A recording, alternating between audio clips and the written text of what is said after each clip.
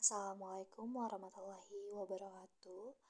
Saya Diva Ananda dari kelas 5H Manajemen akan menjelaskan tentang sistem informasi sumber daya manusia.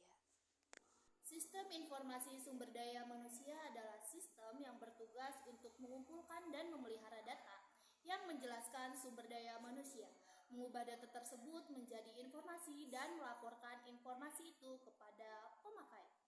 Nah, sistem informasi sumber daya manusia ini merupakan sebuah bentuk interaksi atau pertemuan antara bidang ilmu manajemen SDM dan teknologi informasi. Definisi sistem informasi sumber daya manusia, Human Resource Information, HRIS ini adalah program aplikasi komputer yang mengorganisir tata kelola dan tata laksana manajemen SDM ini di perusahaan guna mendukung proses pengembalian keputusan atau biasa disebut dengan Decision Support System dengan menyediakan berbagai informasi yang diperlukan. Karakteristik informasi yang dipersiapkan dalam sistem informasi sumber daya manusia.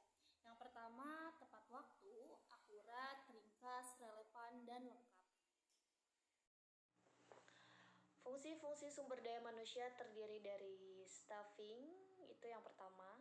Fungsi ini terdiri dari 3 aktivitas penting, yaitu perencanaan, penarikan, dan seleksi sumber daya manusia.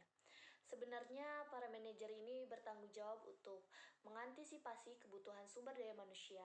Dengan semakin berkembangnya perusahaan, para manajer menjadi lebih bertanggung jawab pada Departemen Sumber Daya Manusia untuk mengumpulkan informasi mengenai komposisi dan keterampilan tenaga kerja saat ini. Dan yang kedua itu ada Performance Evaluation. Sumber daya manusia ini merupakan tanggung jawab Departemen Sumber Daya Manusia dan para manajer. Para manajer ini bertanggung jawab utama untuk mengevaluasi bawahannya, dan Departemen Sumber Daya Manusia bertanggung jawab untuk mengembangkan bentuk penilaian kinerja efektif yang memastikan bahwa penilaian kinerja tersebut dilakukan oleh seluruh bagian perusahaan. Ketiga itu ada kompensasi. Ini kompensasi atau reward dibutuhkan suatu koordinasi yang baik antara Departemen Sumber Daya Manusia dengan para manajernya. Terusan ada yang keempat ini ada training ya. Training ini bertanggung jawab untuk membantu para manajer menjadi pelatih dan penasehat yang baik bagi bawahannya. Yang kelima ada employee relation. Dalam sebuah perusahaan yang memiliki serikat pekerja, Departemen Sumber Daya Manusia ini berperan aktif dalam melakukan negosiasi dan mengurus masalah persetujuan dengan pihak serikat pekerja, membantu perusahaan menghadapi serikat pekerja. Kelima ini safety and health. Jadi setiap perusahaan ini wajib untuk memiliki dan melaksanakan program keselamatan untuk mengurangi kejadian yang tidak diinginkan. Yang keenam ada personal risk. Dalam usahanya ini untuk meningkatkan efektivitas perusahaan, Departemen SDM melakukan analisis terhadap masalah individu dan perusahaan serta membuat perubahan yang sesuai. Kegunaan sistem informasi sumber daya manusia, yang pertama ada perencanaan dan analisis SDM. Itu bagian organisasi, proyeksi pegawaian, analisis ketidakhadiran, terus ada pembiayaan, pencocokan, pekerjaan internal, terus yang kedua ada kesetaraan dalam pekerjaan, itu pelacakan pelamar, analisis ketersediaan, terus yang ketiga ada kepegawaian, itu sumber perekrutan, pelacakan pelamar, terus analisis penolakan, itu analisis penolakan penawaran ya. Terus yang keempat ada pengembangan SDM, itu profil pelatihan karyawan, penilaian kebutuhan latihan, perencanaan penggantian, terus ada kepemimpinan, terus ada peminatan dan pengalaman. Yang kelima itu ada kompensasi dan tunjangan.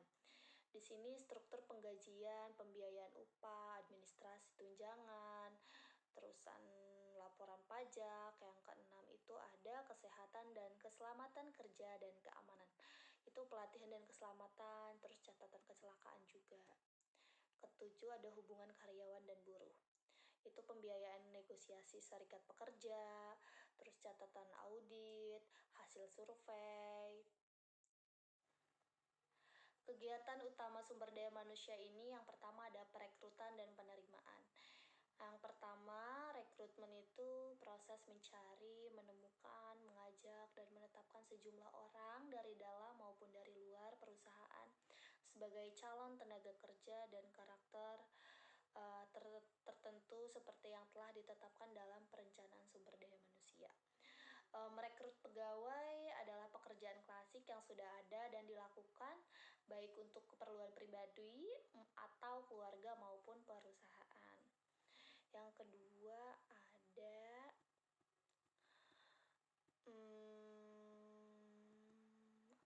pendidikan dan pelatihan. Pendidikan dan pelatihan memiliki fungsi untuk menjaga kualitas sumber daya manusia dalam organisasi melalui berbagai aktivitas pelatihan, pendidikan, dan pengembangan sebagai upaya peningkatan kemampuan dan keterampilan kerja. Terus yang ketiga itu ada manajemen data.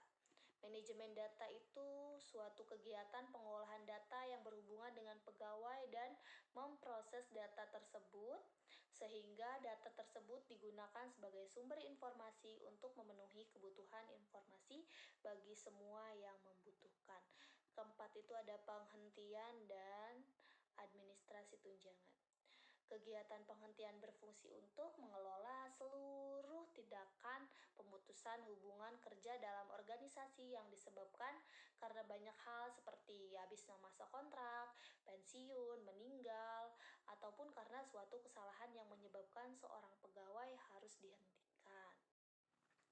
Model sistem informasi sumber daya manusia. Sistem informasi sumber daya manusia ini memperoleh data-data dari berbagai sumber data yang masuk berasal dari sumber internal dan sumber eksternal. Kemudian semua data dimasukkan ke dalam suatu database yang nantinya akan dikelola menjadi sebuah informasi yang lebih bermanfaat.